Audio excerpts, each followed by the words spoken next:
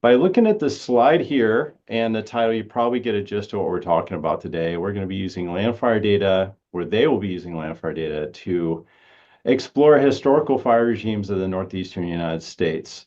And why would we do this? We have climate change, we have resource needs, we have invasive species. Why would we look to the past? And I'm just going to present a couple ideas on that from my perspective.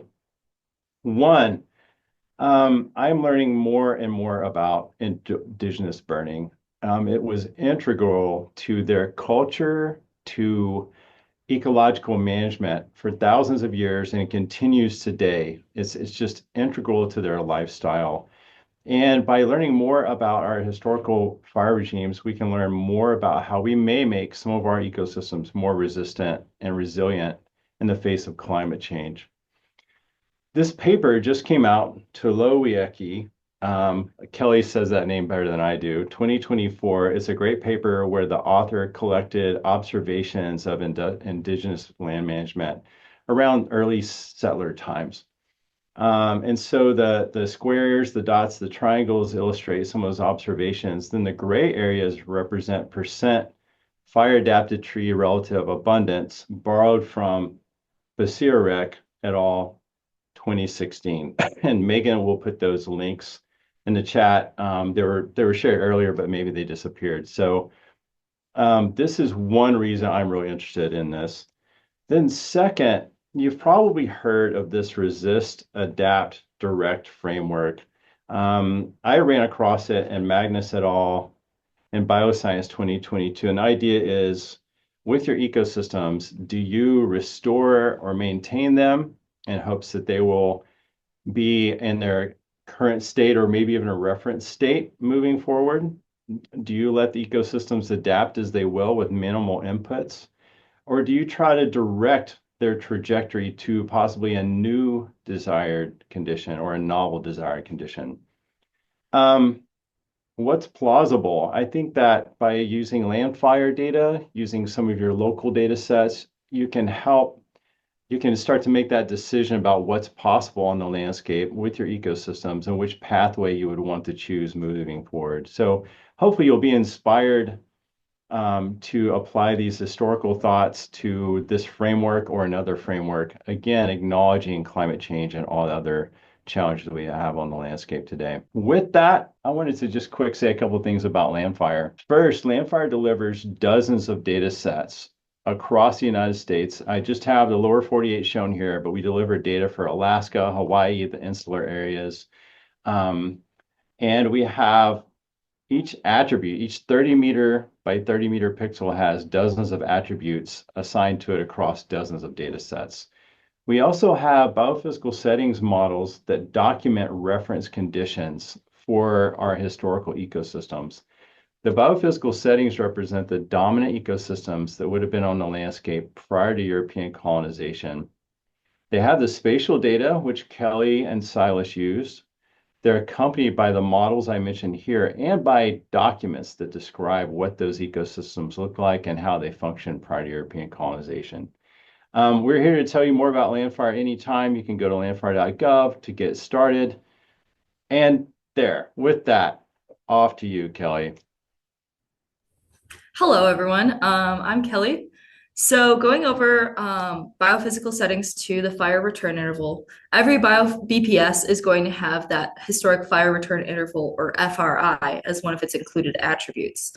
So here I have two maps side by side to visualize that correlation. On that left, we have the vegetation group attribute mapped.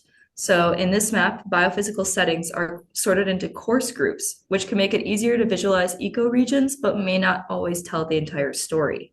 So as we're looking at this vegetation group map, moving from west to east, those grasslands from the Great Plains kind of give way to hardwood forests, symbolized in blue, and then hardwood conifer mixed ecosystems as we look further north. So those are symbolized in yellow.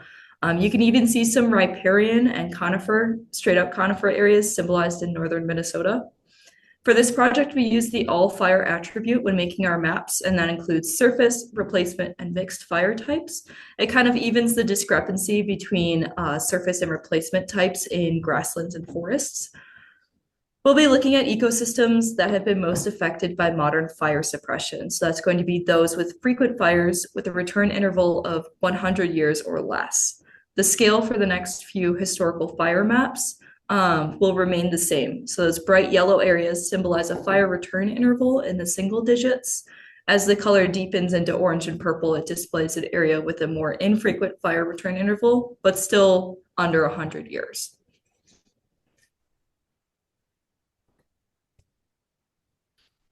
So here is the fire return interval map for the Northeast United States on its own. If you'll recall, those yellow colors indicate a fire return interval in the single digits. Just take a look at how much yellow there is spread across the country there. You can really clearly see just how much of the landscape was dominated by fire-adapted ecosystems. When I was first looking at the data, I spent a lot of time using the biophysical settings map to just determine where the dominant ecosystems kind of shifted. So the grasses of the plains transition into oak, pine, and hickory dominated ecosystems through the Ohio Valley up to southern Vermont and New Hampshire. About 44 million acres were estimated to have burned annually within this area of 20 states when this landfire data was analyzed. Although we've heard criticisms in the past that this data may even underestimate how much fire was actually found on the landscape historically.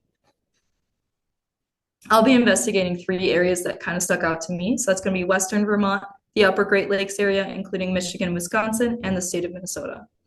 So as we look at this map of Vermont, we can see that it is clearly dominated by ecosystems that have adapted to infrequent fire. So that's going to be those gray areas, mainly northern hardwoods. However, the line along the western border that corresponds closely to the Hudson River Valley is mainly covered by ecosystems such as dry oak pine forest and pine barrens, which rely heavily on frequent fire. One interesting thing to note in this region is the firsthand observations of indigenous burning described in Tulowiecki's paper published in early 2024. Just south of Lake Champlain, found in the northern area between New York and Vermont, there were 2 firsthand observations of burning found, while there were 2 historical summaries that mentioned indigenous burning in the area south of the lake, further down the Hudson Valley. We can also see a lot of frequent fire historically in lower Michigan due to the presence of oak forests, as well as jack pine ecosystems as we examine further north. Those oak forests are also found in southern Wisconsin, and jack pine and black spruce dominated ecosystems are scattered throughout the Upper Peninsula as well. In Michigan alone, over 1.3 million acres burned each year historically, which encompasses 50% more land affected than that affected by all other disturbances combined. In northern Wisconsin, we can also see fire-adapted ecosystems. The area known as the Northwest Sands between Ashland and Duluth was dominated by pine and oak ecosystems that required frequent fire to stay healthy. This area in particular is most likely underrepresented when it comes to frequent fire return interval. If any of you are located in the Marquette area or would like to take a trip out here, Silas, Randy, and I will also be presenting at our local Ordock brewery in mid-February with Damon Panic, who grew up in the Bayfield area and has been working in fire since 2001, especially with the Apostle Islands National Lakeshore. I'm sure he'll have much more to mention on this topic, but as you can see in the area in our current maps, not much, if any, frequent fire is recorded. This is undoubtedly an underestimation of historic trends, as fire scars on trees have been examined that do not correlate with our current data, but rather suggest that there is much more frequent fire in the landscape. Finally, let's take a look at Minnesota. Upon first glance, this is a pretty visually striking map. There's a distinct gradient present in the state, bright yellow and higher fire frequency in the southwest portion of the state, shifting northward to a dark purple, signifying a fire return interval closer to 100 years or so. This area really stood out to me as it was one of the only sections with a longer fire return interval in the region, and pretty much the only one in the north. So this was historically composed of a patchwork of jack pine, black spruce, white spruce, and boreal acidic peatland systems. While the jack pine and black spruce ecosystems are adapted to burn very frequently, the peatlands have a higher fire return interval and are not as adapted to survive disturbances such as fire. But looking at history will only get you so far in management today, so I'd like to introduce my collaborator Silas to highlight some modern day comparisons.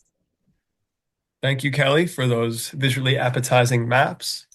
Um, and yeah, I was interested in seeing how fire has changed on the landscape from historical to current standards. And to do that, I developed this easy and relatively quick method to visualize broad patterns from the past, compare those same fire patterns to today and how they've changed. To do that, I assigned these attributes to BPS and EVT, biophysical settings, and existing vegetation type data. I assigned for historical is quite simple, where in the mean fire return interval all column, I binned each value into frequent, intermediate, and rare fire.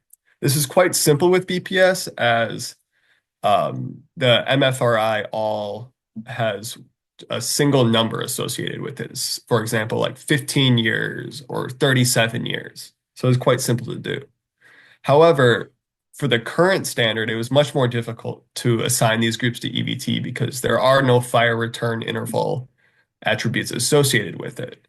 And it was difficult to compare the two because EVT and BPS names do not always align.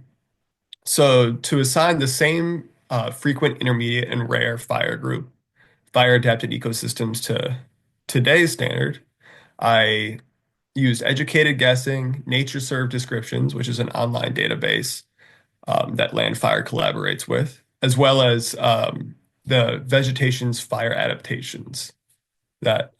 So for example, you'll see grasslands need frequent fire to be maintained, whereas a hardwood would need very rare fire to like maintain its vegetative state. And once I assigned those groups, I was able to map this across the landscape. And I chose Minnesota because they have, as Kelly showed, that very distinct gradient across the state.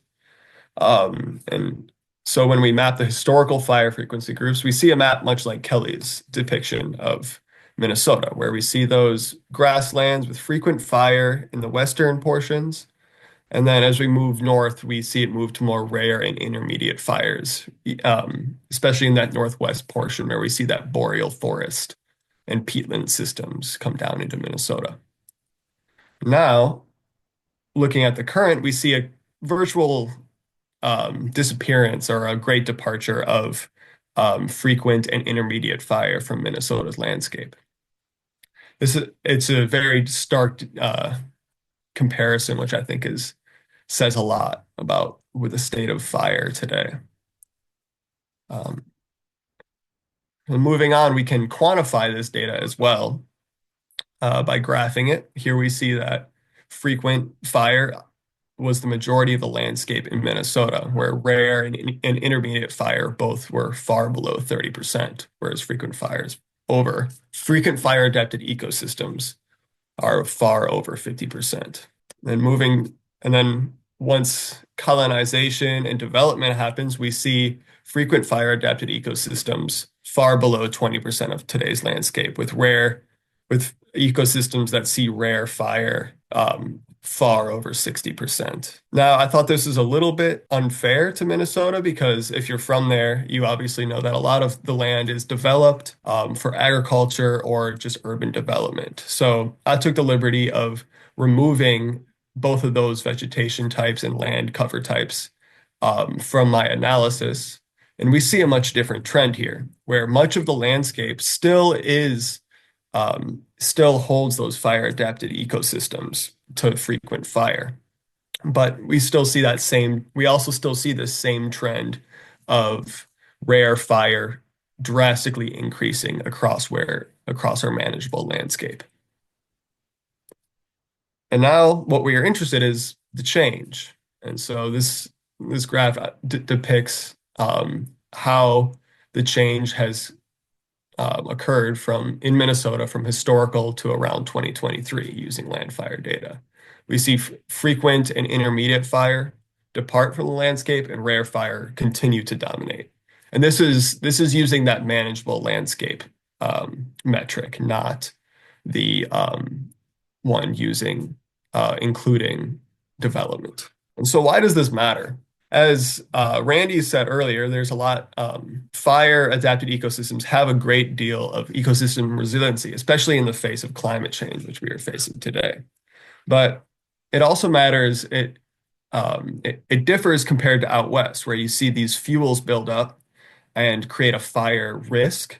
Whereas in the Northeast, we see this thing called mesophication, where when fire departs from the landscape, ecosystems slowly move from drier to wetter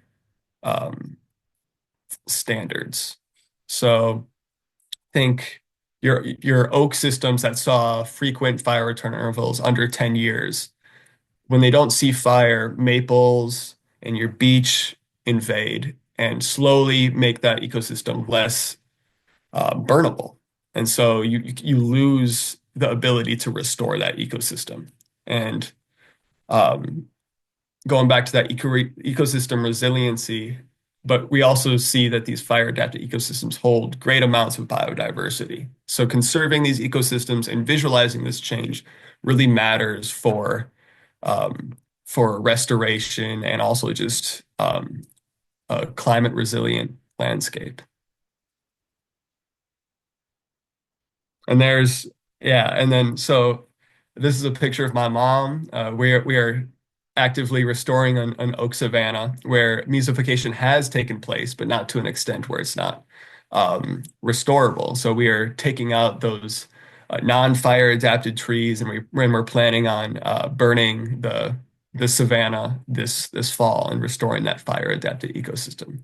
So you can even do this in your own backyard, and it's a very tangible thing to achieve. And so to sum it all up, we calculated 4 million acres per year that burned in the Northeastern US. That's every year. That's about the size of Maryland, burning every year. I think it's the size of 2 Marylands actually, but burning every year in the United States. But then today we see those fire adapted ecosystems have greatly diminished on the landscape. And using Landfire products, we can help understand and visualize this change to help us, which brings us back to the goal that knowledge of historical ecosystems can lead to better management practices today. We're going to be sharing out this slide deck. You may have noticed it's a little different. Silas and Kelly were working in R and also in ArcGIS Pro. The slides are hosted on GitHub, which has been a fun adventure for us. So we'll send that URL to the slides out soon with the video after Megan processes the recording. But yeah, we're happy to talk about anything on these slides or anything Landfire. Yeah, Randy, thanks, Kelly and Silas. Great work. My question, and Randy or anyone else can chime in on this. The BPS models represent pre-European colonization dynamics. What does it take if someone is interested in present dynamics or even looking into the future? What does it take to actually make the model represent that instead of pre-European colonization? Because that might be interesting for people as well to see what it would take to do that.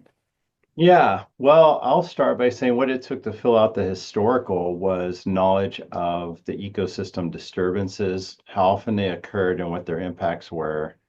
And we also needed to define states. So Kelly mentioned the jack pine ecosystems, and that might be where you have to have those developmental or structural states to sort of frame the ecosystem. So to understand how you might model today, you would need to understand current disturbance regimes, like how often is thinning done, what's the status of invasive species, what's the status of fire management, prescribed fire, that sort of thing. And knowledge on any current states, like you may have an invaded state where you have, cheatgrass out west, or here Silas described the mesophyte oak states. Those are difficult to map, but that would be key for understanding how that oak ecosystem is working today. Then moving forward, you have to have the same kind of knowledge or ideas about how disturbances in the states might change. And technically, we model in software called SynchroSim.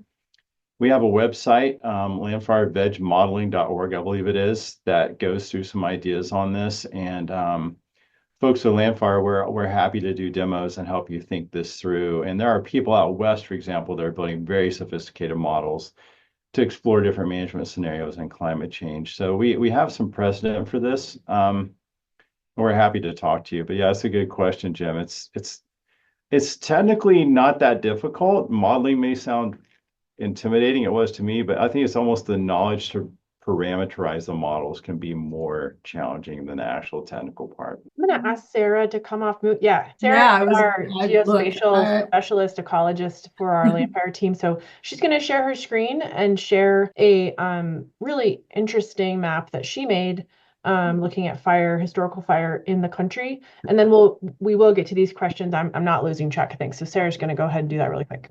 First, I want to address this question Jim asked, which is to say I have done this in a limited extent for the Illinois Prescribed Fire Needs Assessment. And what it took was a crosswalk from LANDFIRE EVT to the Illinois Natural Areas Inventory Landcover data, which is what the land managers in the state are more familiar with.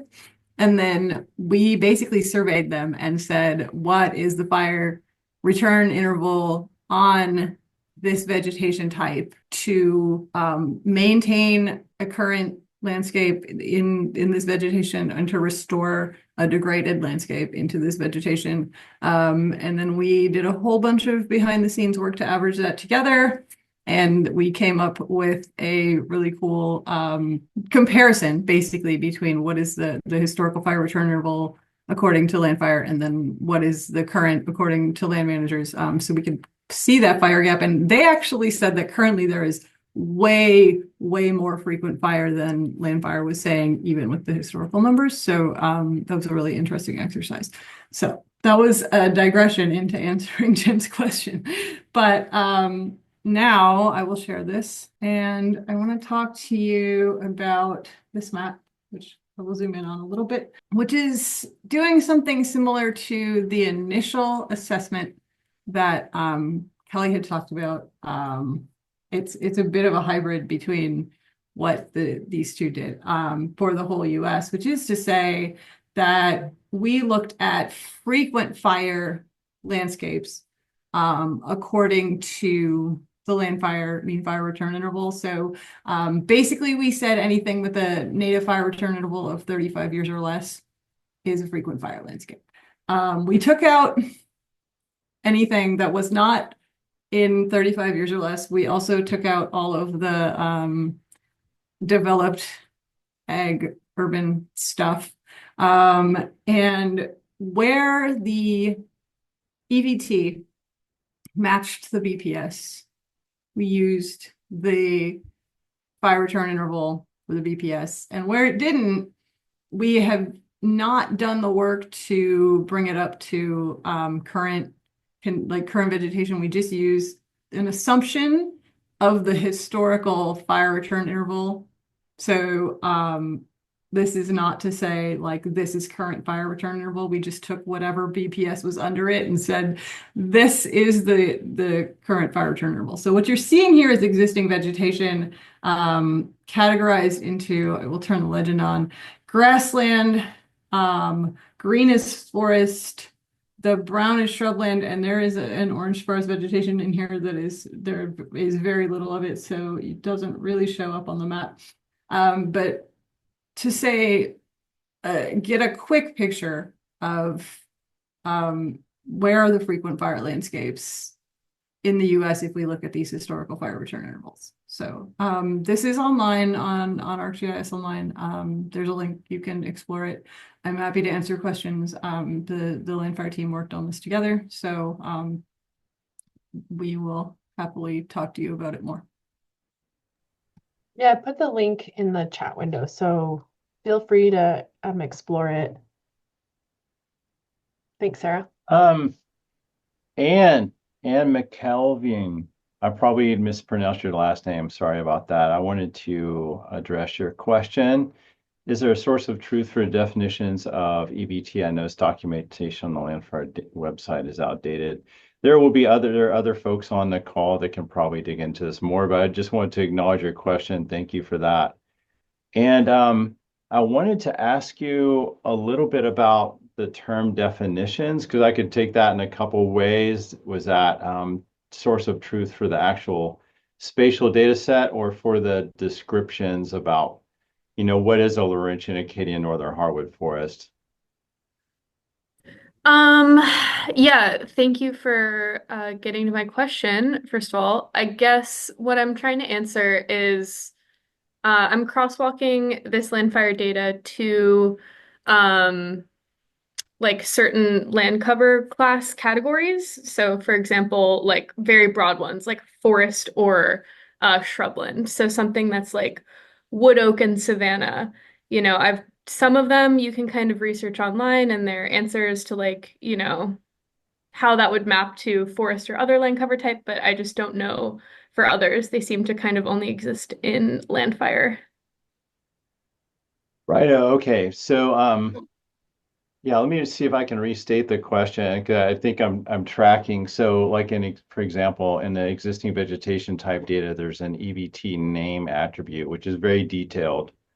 Laurentian Acadian northern hardwoods forest dash hemlock or something like that.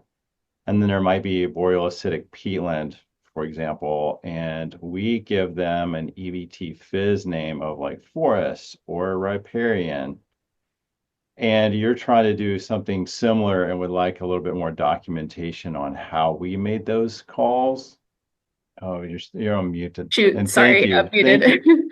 Thanks. I Yeah. was saying, I think so, except that I won't be using the like landfire classification, like the more meta level of it. Like I'm just using EVT. So how you map that to the landfire grouping isn't as relevant to me as how you like came up with the EVTs themselves.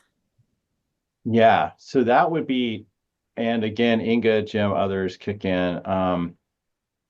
In general, in broad terms, though, we got those definitions from NatureServe, and they provided that background information for that. And I see Jim, you're off mute, so I would love your thoughts on that, and Inga as well. Inga wrote the technical manual, which is relatively up to date and probably has some of this information there. The classifications themselves are based on species and cover.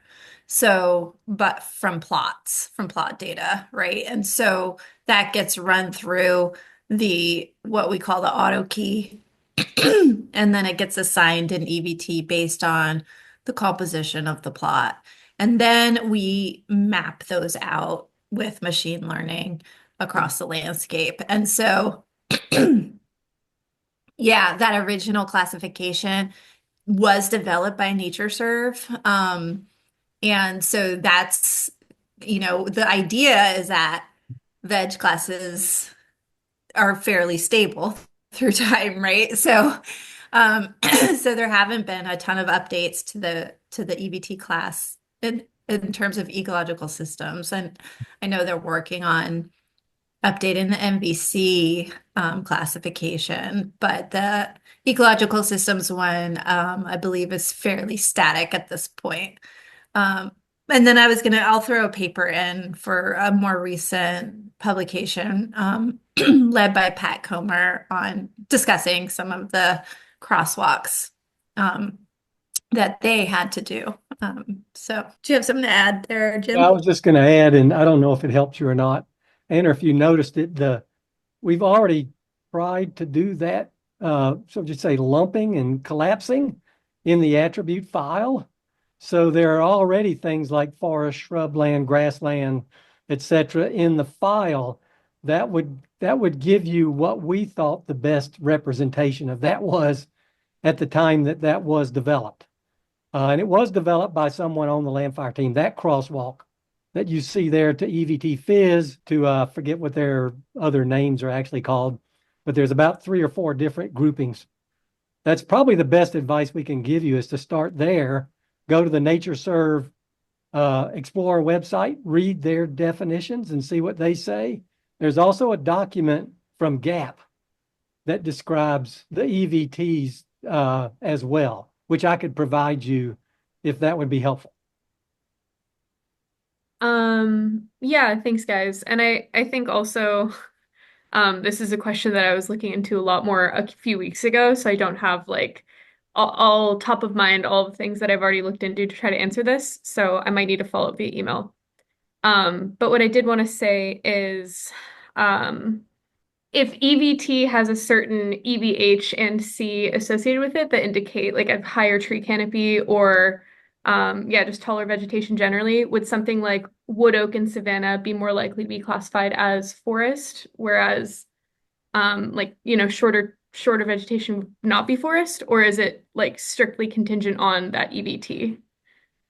No, it's, you know, we actually classify life form first. Mhm.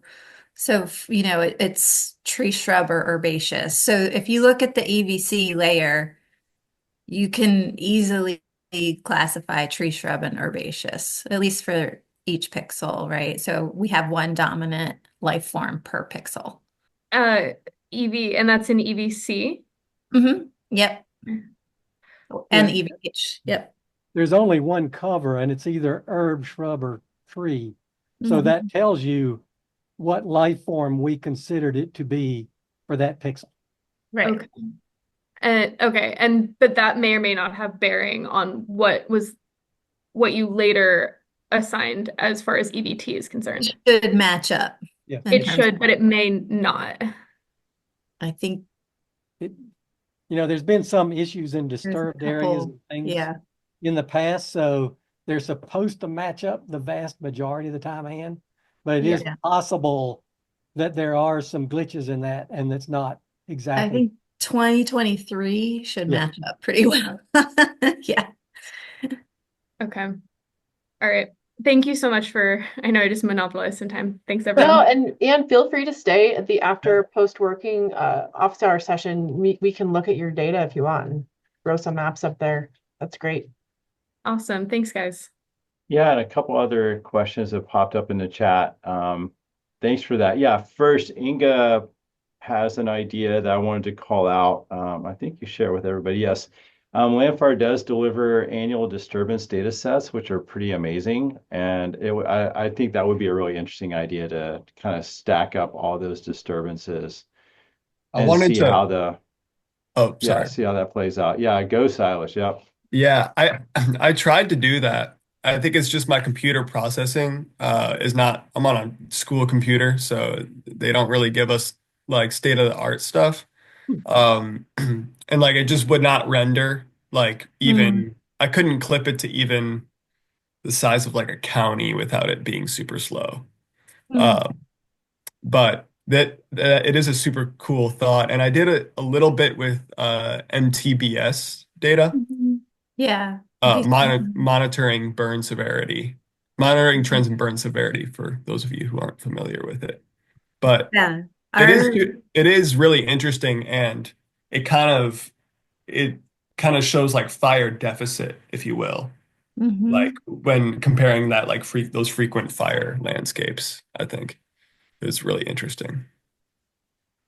Yeah, I'm just thinking like just in terms of like assigning all fires like one, right? And then just adding those up through the years just to get an idea of how many times it's burned since that time. And then we do have MTBS data in those annual disturbance layers as well. So it would be included. Nice. Yeah. The annual disturbance just like it was shape files, not rasters. So just kind of like No. I'm not talking about the shape ones. I'm talking about our rasters. Okay. Yeah. So right. Okay. I can put the link in there. So, but you can download all of the years at once. And so it should maybe be a little bit easier than working with the polygons that we also have. Yeah. Okay. Awesome. So we need to get Silas cloud computing capacity.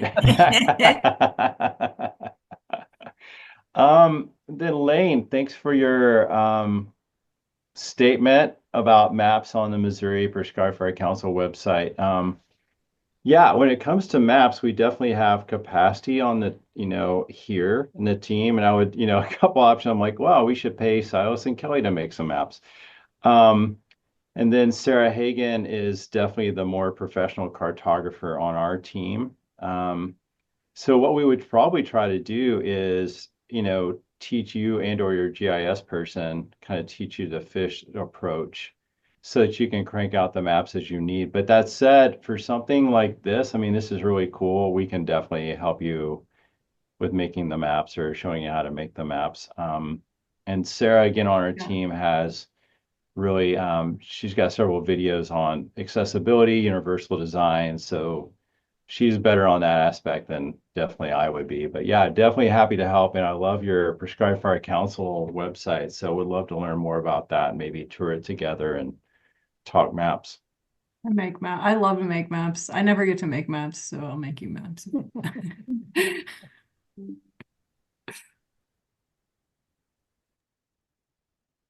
Are there any more questions, Randy? I was going to sort of throw something out for conversation. One of the interesting things about doing this work, and Rainey and I've been doing this for 20 years now, and Corey and other people on the team, is we didn't address the issue of what is the scale of a BPS model. Because what is it intended to apply to? And that's an important consideration when you go to use these models, is we had to parse the country up into segments, and we used NLCD map zones. And there are 66 of those across the US. They're semi-ecological. They tried to be ecological, but sometimes failed. So we actually addressed modeling and also the original BPS mapping in those map zones themselves. So sometimes that creates issues because you fit two models together from different map zones and they don't quite match up, so you get these edge effects. There's also an issue with the models themselves are intended to represent the average ecosystem dynamics for that ecological system in that entire NLCD map zone.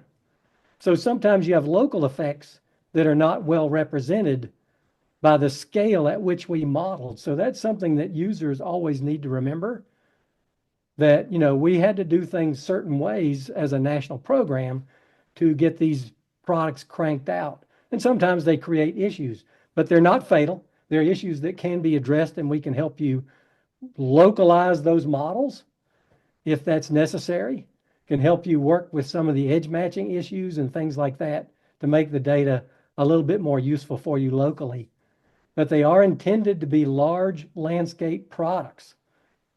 And so that's something that you have to remember as you use these products. You can't expect them to necessarily map your backyard exactly as you would, because they're national products. And that includes the BPS models as well as all the spatial data. Jim, I've been wondering about this actually, and what would you say is the minimum size that you would need? Well, is that it varies tremendous. That's why we've never put a number out there, Silas, because mapping the dry prairies in Florida is completely different than mapping the right? peaks in northern Michigan. The landscapes are so different. So I usually tell people, to start at something like 1,000,000 pixels, which would be 200,000 acres. Look at the data, see what it looks like. Can you go smaller? Can you go larger? That's something that only a user in a particular application can decide. But I usually tell people to start off at 1,000,000 pixels. That's about 250,000 acres. Start there, go up or down depending on what you see in the data sets. But it's different for different products and different geographies because of the mapping process and the way they're created. Okay. Okay. Thank you. And that reminds me that Tate Fisher, thanks for your question in the chat, about reviewing and updating the BPS models. I think that's kind of ties into your point, Jim, which was, we can help you deal with some of those edge effects. We worked with several partners around the country who have helped us deal with edge effects, so we can pass along those lessons learned.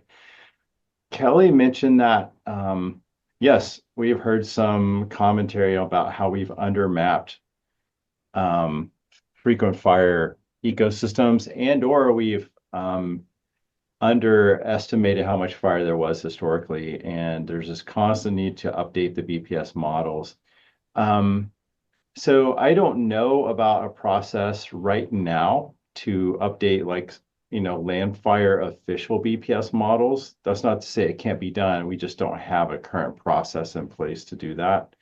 But we can definitely do that for your local landscape and help you do that, if you're doing management and you just need to document your knowledge, need to see how the models play out with your updated knowledge. We can definitely do that. I know, I think I saw Jeb Munier on the call earlier. He's got some numbers out there with some of the ecosystems we've thought maybe weren't so far adapted that he's finding that they were. So we need to update some of those models as well. So Tate, that was a very kind of rambly answer, but for local landscapes, definitely we can do that. And in terms of Landfire National, we want to. It's just, it goes to a bit of a process to update the official models and redeliver those. Yeah. But yeah, Inga and Jim may have other thoughts on that. Maybe there's something brewing I'm not aware of, but Yeah, no worries, Randy. Thanks for the feedback. yeah, Yeah, the I'd only love thing to I'll add, do that. Randy, is there is thought about how do we maximize the utility of BPS going into the future? Is there something different that we need to do in the future in order to maybe modify the product or create a new product to make it more useful in future planning? And that's something that the Landfire program is dealing with now, rather than spending a lot of time modifying what we already have. However, we certainly will help people localize. And if you find something, then we can individually update models, but that affects a lot of downstream products that we don't have definitely control of. So we have to actually factor that time in. It's not just the model, because the models go into succession class, go into vegetation departure, go into all the fire regime data layers, etc. So it's not a simple thing of just taking a model or a description and making it new. It has a effect on the entire Landfire program when you do that. So that's why it's not an easy thing to actually accomplish. I wanted to ask Kelly and Silas, was it fun? Would you recommend it to other undergraduates to do this sort of thing? What was it like for you working with Landfire data and doing this work? I'm putting you on the spot again, but And also, do you I'd have love your perspective. any ideas or questions for how Landfire could improve the experience for a new beginner or a new user? I enjoyed it. I mean, I like the broad scale of it. It's very just like appetizing to look at, and it's like it's just like a nice part of my brain. Um, and I don't think that the um if you have a background in GIS, like ArcGIS, I think it's a pretty manageable goal. It didn't seem too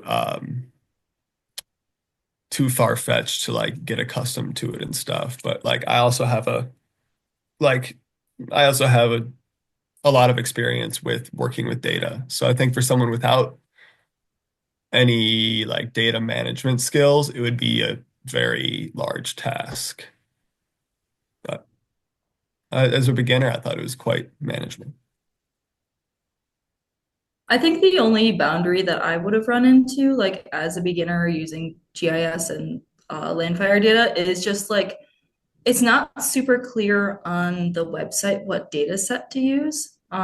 So I feel like that's kind of a steep learning curve there. I was very thankful that Randy provided me with the proper data sets to use for this project. Otherwise, I think I would have gotten really lost in the weeds, and possibly if it was just like for a personal project, I might not have continued with it. Going off of that too, I think like the data sets and then also descriptions of the attributes and maybe some like links to where they come from. Like I know with EVT, there's like the Society of American Foresters EVT classification or vegetation classification. And there's also like FRG new, which I think is Fire Regime Group for BPS. And I just couldn't find much guidance on that, like from the Landfire website. So I think that would be nice to have like just more like kind of like a paper trail of like where did this come from and where can I find this in case I'm like doing a study or like talking to like some folks about it so I can kind of back it up.